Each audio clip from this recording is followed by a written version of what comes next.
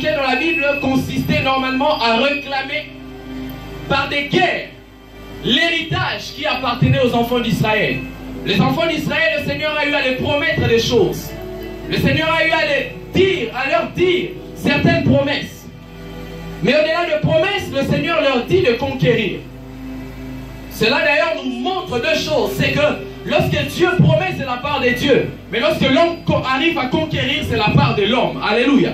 Et donc dans la promesse que Dieu donne aux enfants d'Israël, il y a la part de Dieu, mais aussi la part de l'homme. Et j'aimerais dire à quelqu'un ce soir, dans tout ce que Dieu fait, il y a toujours la part de Dieu lui-même et la part de l'homme. Alléluia. Je parle à quelqu'un ce soir.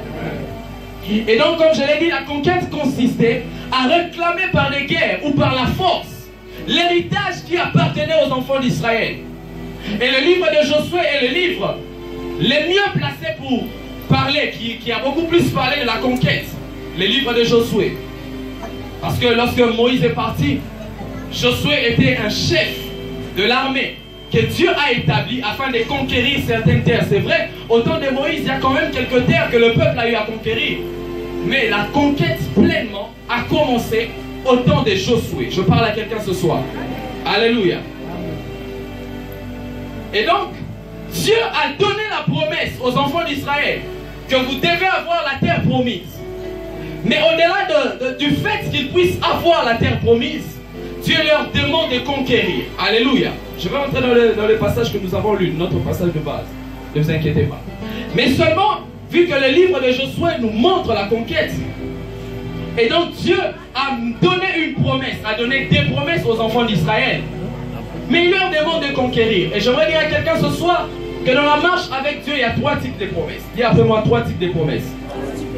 Il y a des promesses, premièrement, qu'on touche avec le temps. Dieu te promet, et avec le temps, tu vas toucher cette promesse. Habakkuk chapitre 2, le verset 3. C'est une prophétie qui a un temps fixé. Alléluia. Même si elle tarde, je paraphrase, attends-la patiemment. Alléluia. Ça, c'est le type de promesse qu'on touche avec le temps. Même si tu fais comment, il faudrait que tu attendes patiemment jusqu'à toucher cette promesse. Alléluia. Et la deuxième catégorie de promesses sont des promesses qu'on arrive à toucher seulement si on grandit spirituellement. Tu peux attendre le temps, mais si tu ne grandis pas spirituellement, tu ne peux pas toucher cette promesse. Galates chapitre 4, verset 1 au verset 2. Tant que l'héritier est un enfant, il ne diffère en rien d'un esclave. Quoi qu'il soit maître de tout, il est encore sous les administrateurs et les tuteurs.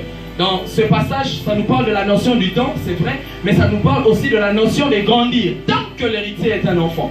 Et s'il ne grandit pas, il ne va pas toucher la promesse. Je parle à quelqu'un. Ça, c'est la deuxième catégorie. Et la troisième catégorie de promesses, c'est ce qui nous réunit même pendant tous ces jours. Ce sont des promesses où pour les toucher, tu peux attendre le temps, tu peux grandir, mais si tu n'exerces pas une force, tu ne vas pas toucher cette promesse-là. Alléluia. Donc ce sont des promesses où pour les toucher, il faut exercer la force sur les oppositions. Ce sont des promesses qui ne demandent pas qu'on croise les bras, mais ce sont des promesses qui demandent que l'on puisse combattre. Matthieu chapitre 7, le verset 7 nous parle des trois dimensions de prière. Demandez et l'on vous donnera. Cherchez et vous trouverez. Frappez. Lorsqu'on frappe, on exerce une force. Alléluia. Et donc, la catégorie de la troisième promesse, c'est que ce sont des promesses où il ne faut pas croiser les bras.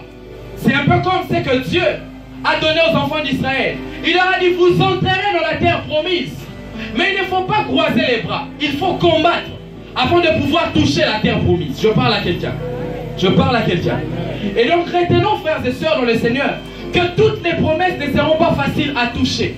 Toutes les promesses ne seront pas faciles à palper. Il y a de ces promesses qui nécessitent la conquête. Il y a de ces promesses qui nécessitent que tu puisses t'exercer au combat, que tu puisses livrer la bataille.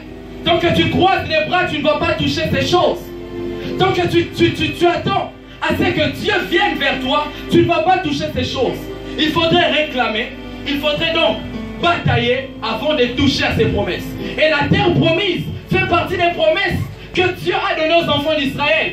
Mais avant de pouvoir toucher à la terre promise, il faut conquérir, il faut faire la guerre. Alléluia. Il faut combattre. Il ne faut pas attendre, c'est vrai, c'est la terre promise. C'est le pays où coule le lait et le miel.